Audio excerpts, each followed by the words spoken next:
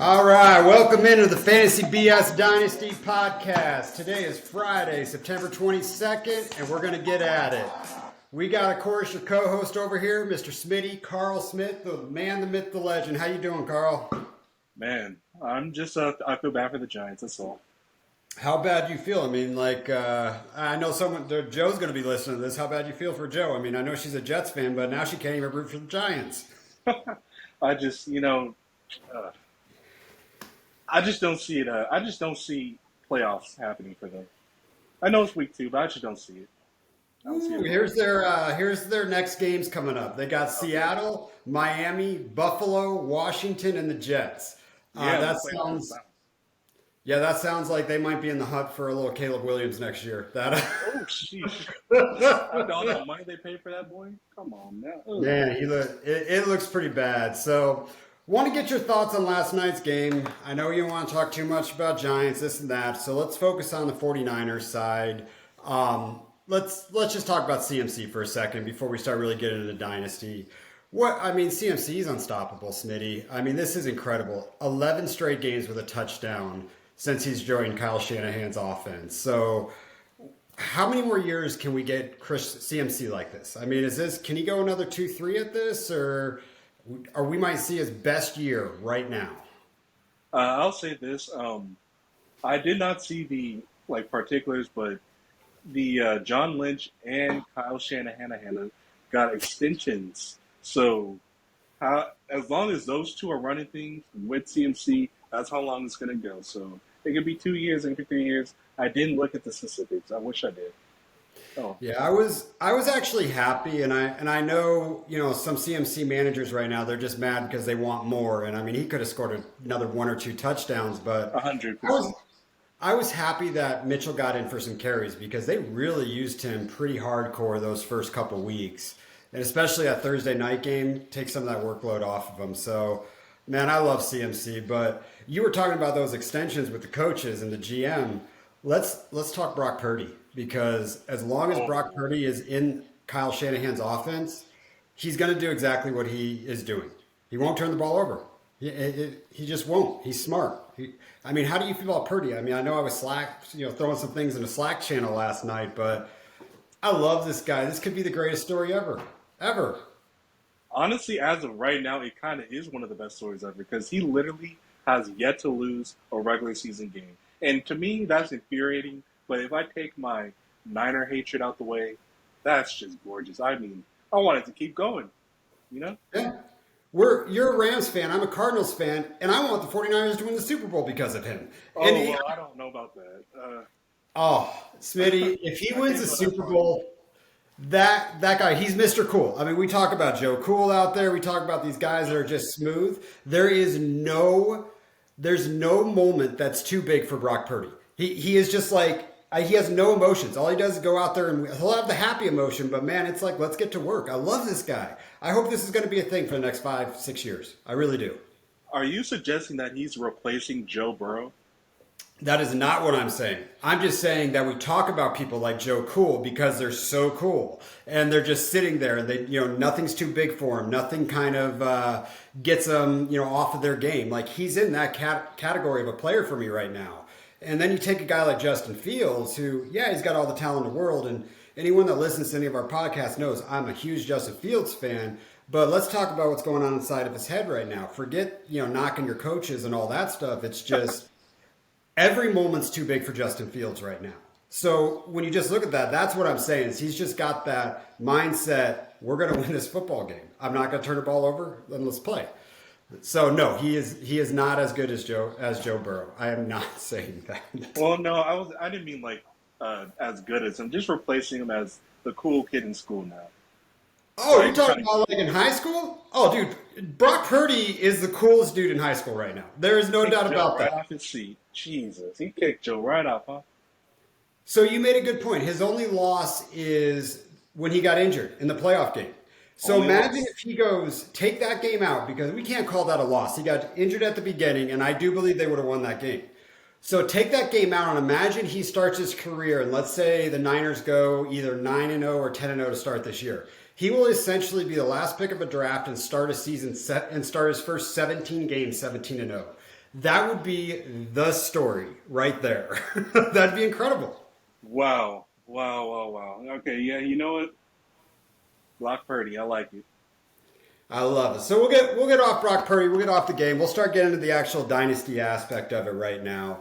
Oh yeah, So Smitty, we recorded this earlier, and I kind of messed some things up, so we're just re-recording it. But that's you brought up something that you really wanted to talk about, and you wanted to talk about tanking. So what about tanking do you want to talk about? So earlier last week, I received a message from a commissioner of a dynasty league that we love, saying, "Hey, I did some research, and the players that you have in your taxi squad, which were my best players, if I'm being honest, they will still count against they'll still count in a max PF format. So when we're deciding who's going to get the first pick in the rookie draft, these players' points in my taxi squad will count. So if my intention to intentionally tank is not going to work out anymore. So how do you feel about people that intentionally tank? Like I try to do.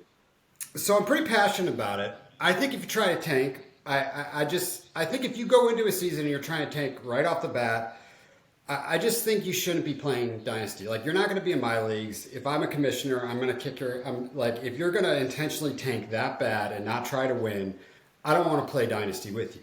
Now, with that said, there is a point that you do have to start going for that pick, the 101, the 102, the 103. I mean, there is a point, but week one, that I don't think you should have that viewpoint. If we're sitting right now for teams that are 0 and 2, or if they're going against the median 0 and 4, and they lose this week and start out 0 and 3 and 0 and 6, like now we have to be strategic about how I rebuild this team. So it's when do you start that process? And the one thing that always goes through my mind is when you get through that second or third week is I don't want to be the third or fourth person to start that process of tanking. And for me, I probably won't. I'm always going to try to win. But if you are going to tank and you're the third to the game, well, you're probably going to be at the 103 to 105 pick opposed to the 101 and 102. So you do need to make that decision pretty quickly, but you got to be honest with your team. So with that said, Smitty, let's just talk about teams that start 0 and 2 right now. How do Okay. you evaluate a team that's 0 and 2 to start the process of saying, you know what, I need to rebuild, I need draft capital, or I need draft picks, or what are you evaluating to say, you know what, I can win this. So talk to me about your process with that, Smitty. The first thing I do is look at my best players, my best assets, and see what they could do, or look at what they've done this season so far. Look at what their ceiling is, and see what they can even. If you decide to, sell them or keep them for a run, try to figure out what the price is. So I want to start with my best players, see what I can get with them. Then I go to running backs and see what I can do with any of those guys. Because as we've been talking about running backs, I do realize they are they are roster cloggers at this point. Well, if they're not necessarily starting, the ones that are starting, they're reapers coming for them. So yeah, I try to see if I have just an excess of running backs, see what kind of picks I can get, see what kind of capital I can get. If it's receivers, if they're getting older, see if they can help me with the run, or even see if I could trade them away for picks. It's just evaluating the best players and then go all the way down to the the third stringers, fourth stringers, rookies that might need a couple years to even be a thing. I don't know. I'm realizing I'm rambling. What are your No, thoughts? man, I love what you're saying because you're bringing up some really good points. And I wanted to tell you a story that I did not share with you pre-call because I think you'll find this funny. So Okay. I went into this morning and I said, you know what, let me evaluate all my dynasty teams. Let me see what I'm 0 and 2, 1 and 2, 2 and 0, and let me be real with where I need to go from a roster construction standpoint. Well, I pull up my DMs and I've got like 35 DMs, like mentions, and I'm like, what the hell happened? So this team, I started 0 and 2 in the first 2 weeks, but it's actually a decent team. Well, Fantasy Pros has a tool that you can use that's kind of their optimizer. So if you're running just a bunch of dynasty leagues, it will, in case you forget to make a substitution, it will do it for you. So I literally put Jordan Mason in my super flex just to try out that Fantasy Pros thing to see if it actually worked. And I forgot about it. So I got the whole league up my ass right now about tanking and all this crap. And I'm like, look, y'all, I just forgot. I literally said the podcast that we did last week when I got on here just bashing people that are tanking. I'm like, guys, I am not tanking. But oh, it's so bad. And seriously, I'm going to be 0-4 in this league now, and now I probably do need to start the rebuild process. But with that story said, so here's how I evaluate teams, and especially a team that's 0-2, 1-2, or 2-0.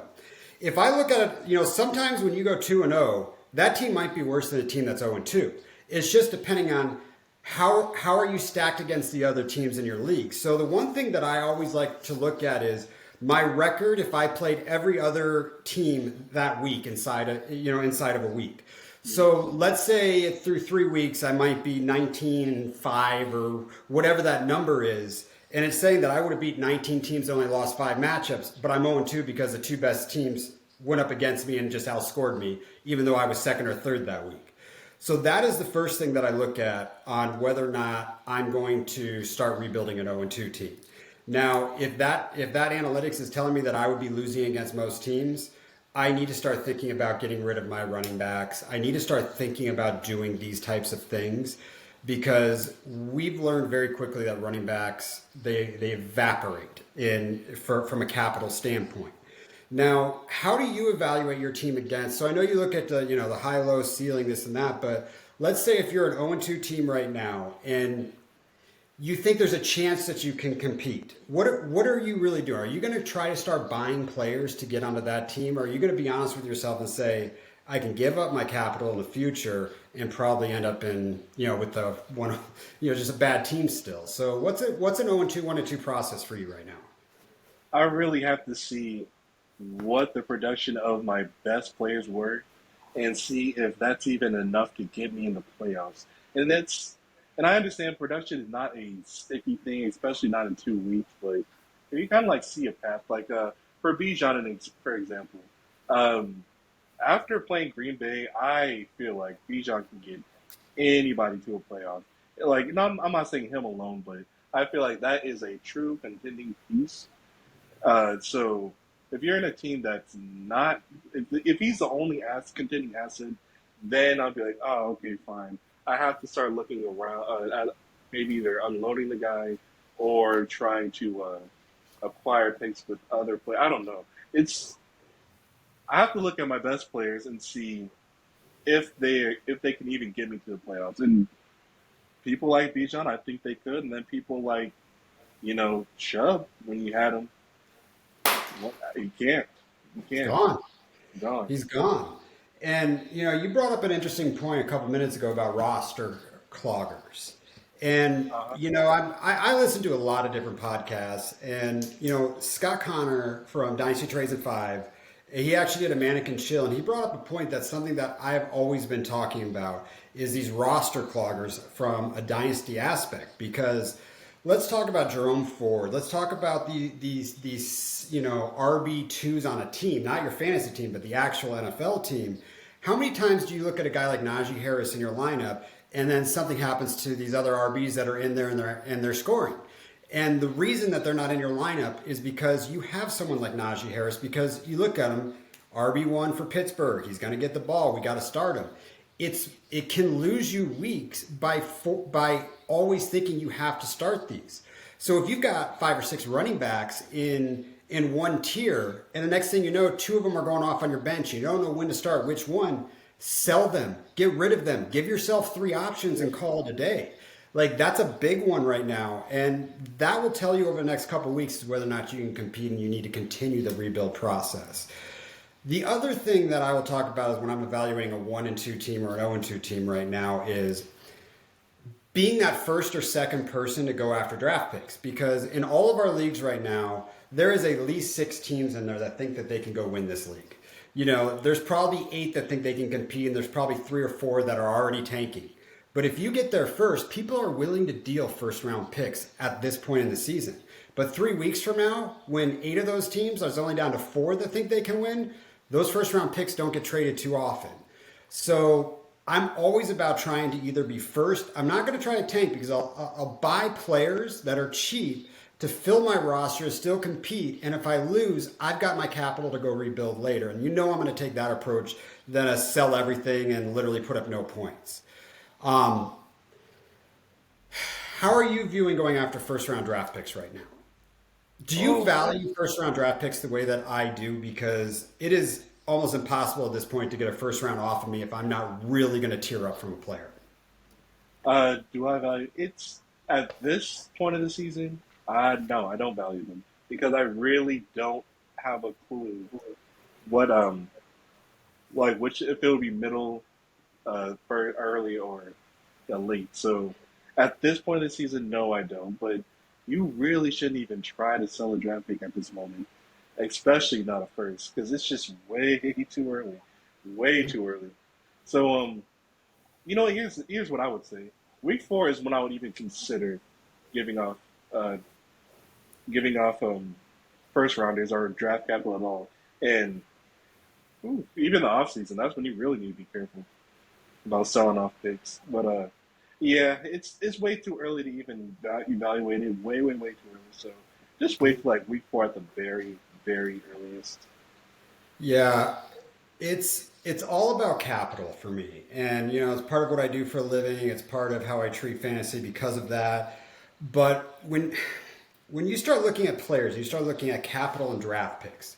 The reason that I want a big portfolio, I want third round picks, I want fourth round picks, because let's say I need to start trying to get some first round picks, and I'm trying to rebuild an 0-2 team, but I get some cheap assets that end up turning up, and I might have a chance of making the playoffs. You can then go get a guy, and I'm not saying right now send a third to go get Adam Thielen, but come week 8, week 9, when you need a player and you need to go buy a win, that's where you use third and fourth round draft picks for me, because you're going to have a very low hit rate, but there's going to be teams that know they won't make the playoffs, and they'll take anything they can because they know Adam Thielen probably is going to retire at the end of the year. So here's a third, here's a fourth. But you can go buy those old school veterans that might give you 1 week of, get 7 targets because the other receivers are off are injured or something similar to that. It's go buy a running back with a third, second round pick when your running back gets injured in week 9. So I care more about picks than I do players a lot of times, because players' values can only go down. Picks are always going to have the same value. There's not a name attached to it. There's not an injury component to it. So that's why I really value those. Now, tiering up. So you are the tier up king. You tier up a lot more than I do. Well, that's where you're using your first round pick, Smitty, is you're tiering up to go get a player. When you're using those, and a lot of times I've seen your trades, you'll tier up by using a wide receiver, going down maybe 1 or 2, kind of going up. You did that in a redraft on Debo, but are you trying to buy a week 3 or 4, and you have a 1-3 team? Would you go out and buy and use a first round pick, or are you just saying, you know what, it's not going to happen? I need that capital. Like, I'm trying to figure out when picks matter and when they don't for you. For me, it depends on the player you're trying to go after. So if I see something really sticky and interesting, like for a first, exactly. Yeah, really, I want to focus on first, because I've seen you do startup drafts. You really don't come out of first or startup drafts with picks. You usually, Yeah. I've seen you consistently first, second, third, round picks sold off, to build that. And that's like a pet peeve of mine, where like you're not getting a first for me in a startup draft because I have fuck all idea what's going to happen in this coming up year, and I want the flexibility. Yeah, I mean, I just do not value them because I see it as like this is gonna sound good. I see them kind of as like mystery boxes. Like I really, you could get something amazing. You could, or like, okay, so when the rookie draft comes, the first could be, your pick could be a bust. Your pick could be, a smash. But I don't trust myself enough to really even do that. Actually, I am getting better. But the point is, I don't trust myself enough to really evaluate that first. So, when it comes to rookie drafting, so yeah, I am very happy to pair up with the first. And I guess it's if I really like the player, truthfully, if I really, really like the player to where I know I'm giving up a potential banger of a player, then yeah, I mean, I must really love what this kid is doing right now. So it comes down to players for me. It comes down to need also, it comes down to roster need. I'll tell you what, dude, please never in your life give up a pick for a tight end. That is probably one of my biggest issues. Or one of my biggest Yeah. sins. I wish I never did that. When I started Dynasty the first time, you taught me that lesson when I gave you my pick for a tight end. Never again would I ever do that. And I'm going to suffer for it because I kicked that out many, many years. And next rookie draft, I'm going to cry a little bit there. Oh Um, no. yeah, but so I think the main difference of how we view it, and this is why we did this podcast, is we think about things so much differently. But I don't view players as players. I don't view picks as players. I view them as capital. You're more of a mystery box what you can get if you're actually going to make those picks. I Mhm. may or may not make those picks depending on where my team's going because I need to always have capital to go do something for what happens in this fantasy shit show that we live in. I mean, people get injured all the time. I mean, in a super flex, I mean, if you go get Andy Dalton in a super flex because your team's stacked and you just somehow don't have a quarterback this week, you know what? He might give you just enough. Send a third round pick to somebody that's rebuilding, or I mean, they might give you that 1 week that gets you in the playoffs, and that's where those picks matter. I did some trade. I actually did a lot of trading this week in Dynasty, but we had one Nicely trade done. that you're in the league with me, and I love Tony, who's in that league with us as well. We both made our teams better. He's really going after it this year. I'm trying to compete and make the playoffs and try to get lucky and have a and go for years to come. So I got three firsts next year in that. One of them's yours. Thank you very much. So I wish you no more wins this year because you're 2-0 in that league. Hey, But I sent him Kyron Williams, and I added some other things inside of here because my main goal was how do I turn what I have, how do I get a first rounder? And I just kind of packaged Kyron. I threw a second in to go grab a first, but I am trying to consolidate down to get first round draft picks where I can and pony as much, third and fourth round picks to go buy those vets. I think it's just player first process. One day I'm going to get you strictly on process. I promise you on ooh, that. you have a lot of work to do, man. Because I'm telling you, if I really do like, okay, so Tony probably went after like a baller. Huh? He probably went after someone that he can start right away. I love that. I honestly do. Now he could miss out on that first round pick. Could be way better than the guy he went after. But for right now, if he's trying to go for a push, I love the offering off the first Oh yeah. because sometimes you just really don't know with these picks. So I'll be the guy selling it. And the reason I sold Williams is he's probably going to smash the rest of the year. I mean, that's a McVay running back. I mean, he loves that. But here's where I question that is the only way you'll lose if I send you Williams and you give me a first, Hmm. you only win that trade, Smitty, if everything remains the same next year. If everything does. If they Yep. don't draft Okay. somebody, if they don't sign somebody.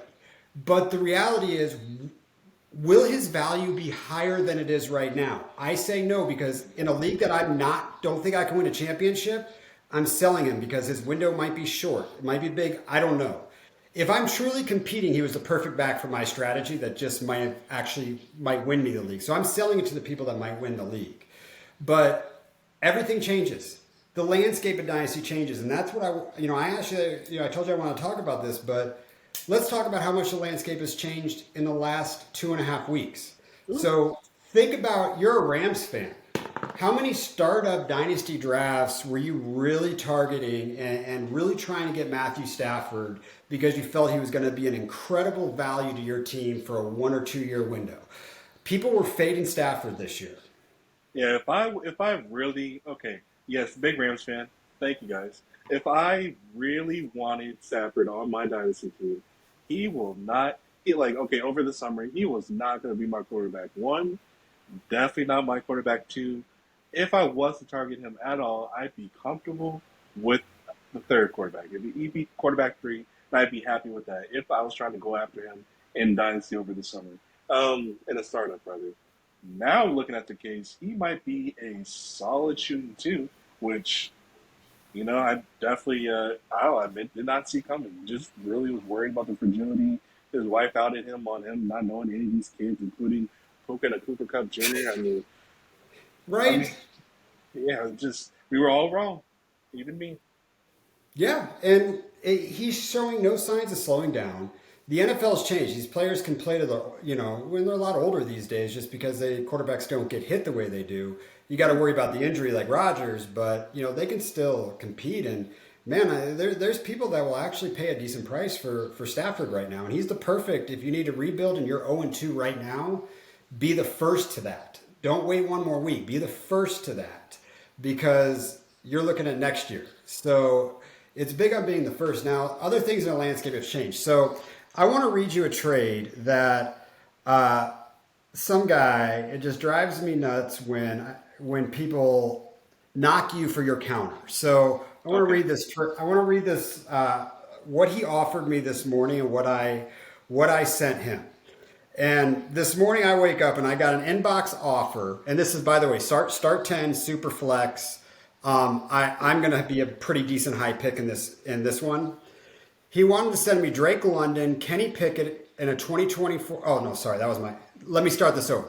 He wanted to send me Drake London, Kenny Pickett, a first round pick, and Kuntz, the tight end from New York Jets. Awesome name for a tight end, but whatever.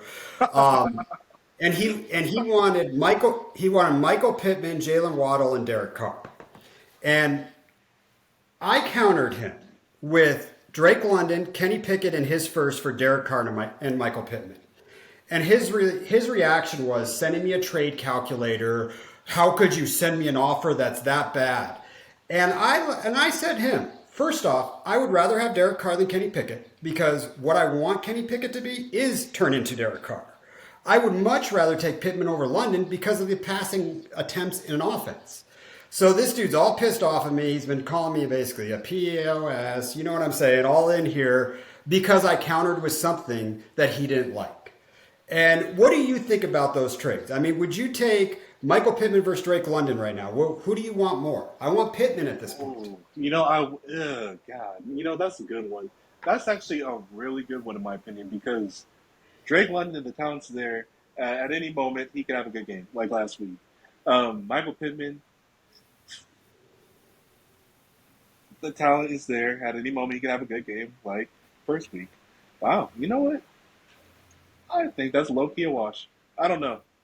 I think they're the same player, but I think Michael Pittman gets more passes thrown his way. That's a fact. I can't So argue that.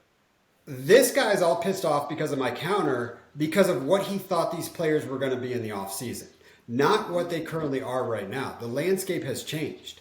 And we all need to be honest with ourselves in this world about these things because I hate it when people just get offended because they think a player's worth everything when it's on the roster and nothing when it's on somebody else's. That stuff bothers me. When you start doing trading, knock out some trades. Be real. Do a trade that's going to help both teams. So, Smitty, Love that. Love that. I probably trade with you more than most, just because obviously we talk, a lot. Yeah, But Tony's I catching don't. up. Not once have we ever tried to do a trade where you've sent me something and said, I need help here that we have not got a trade in. I don't think we've ever actually said no to a trade when you came to me and said, I need something or vice versa. And that makes a league, the, the league economy, it just makes it so good because people are working together. It's not about winning trades. Now, how do you view people that always want to just win a trade? Because it's annoying as shit to me. You honestly, there is a way to. I'm not going to say take advantage, but if you, it's definitely not taking advantage. But there is a way you can play into that. There is because most trader or most people you trade with really do want to win the trade, have the best assets. But oh man, when it comes down to it, you gotta if you're getting what you need, and this person is happy with whatever it is that they think is like the excess. How can you be upset? Because you successfully accomplished your thing. they're I guess happy because they got one on you, and it's hard. Like let's talk about that trade example. So you said Pickett and Yeah, he Pickett wanted and Waddle. basically a first Pickett in London. Pickett That's what and he Waddle. wanted to give me for Jalen Waddle, Michael Pittman, and Derek Carr. Oh man, Not happening. That's not not a gonna. process trade to me. That's a betting player for player type gig. I'm not giving up Waddle. That's not happening. Like that's not the type of trading I want to do, where I just bet on player. Like I have a process. I want more picks in there. Like I mean, it's just things change. I'm gonna buy real value today, not what it was. That's kind of the point that I wanted to make is everyone just be real when you're doing trades. I mean, find people that want to do trades with you. If you're that person in your league that people are like, you know what, I need something, let me go to Brian, let me go to Smitty. That's who you want to be in leagues, everybody. Now, Well, hold on, I have a anything else question you real want? quick. I have a Yeah, question throw real it quick. out. So the reason you are process over player when it comes to these trades is because Drake London could officially even though he had a good week last week, there's a chance that his um that his targets completely drop. So you are kind of like you're not sure how consistent a player could be. So that's Mhm. why you'd much rather have the pick. Yeah, I'm so looking. preseason, I could have probably easily gotten Michael Pittman in a first round draft pick from somebody for Drake London. Had a Oh rookie yeah, quarterback, one that they said can't throw the football, but it's really they're going to pass. They're going to yeah. pass. They're gonna have to. So the exact trade why I'm rejecting that because of Michael Pittman's value, it could have happened. If he sent me this trade 6 weeks ago, I take this trade. But Kenny Pickett looks like crap. I mean, I know he looked good in the preseason, but guess what? I'm not banking that he's the future of Pittsburgh. He hasn't shown me he can be it yet. I have a 4-year starter in New Orleans. Derek Carr will be there for at least 3 more years. So Yep. Kenny Pickett has to turn into Derek Carr. That's just my biggest thing, especially when I'm looking at QB2s, QB3s. Now, anything else you want to go over in the dynasty before we end this? Because we've got about 32 minutes on this one. No, just moving forward, probably even speak on it again next week. I am gonna try to look into player versus process because man, I am just heavy player, and I'm starting to see why you're not. So, next week we'll report again on this and see. I don't know, just see how I feel about it if you don't mind. Yeah, but you don't have to turn it into just all process. Like there, it's play the game how you want to play, and that's what this podcast is great because half the players out there are playing player, playing with their heart. Half the players are doing process. So there's people that I hope are getting advice from both of us on both sides of that on what you want to do. But also I want people to be educated that are player focused to realize what trades are coming your way and how someone like me on a process side is, yes, I'm making my team better, but my process is I'm going to make your team better too. They both have to happen in order for a good trade to happen. I just hate people that just that don't care about trades. They just I get it, spam trades, whatever. If you're gonna spam trade me, don't get pissed when I counter or I just don't even say anything. Just decline it. So that's all. So I got a quick announcement. I'm gonna drop these into two. We're gonna drop this pod into the 2 leagues that I'm commissioned on, and then Smitty, you drop it wherever you want to. But quick announcement: Dynasty Degens, Royal Rumble. If anybody is listening still to this call, there is a $50 Venmo that will be sent to the person that has the highest scoring tight end in each one of those weeks this week. Oh Cheers. wow! Oh Yep. snap! All right, let's see it. Let's see it, Yep. guys. So $50 on the line for each one. That's just the first contest. I thought I'd start off something simple. So, all right, guys, we appreciate everything. Hit me up. Any questions? If anybody wants trades, Smitty, you want trade offers sent your way? Let's see. Let's see. Depends on the league. Hey, Depends on the you know league. what? I was a menace since the public school era. I want trades. Later, guys. See.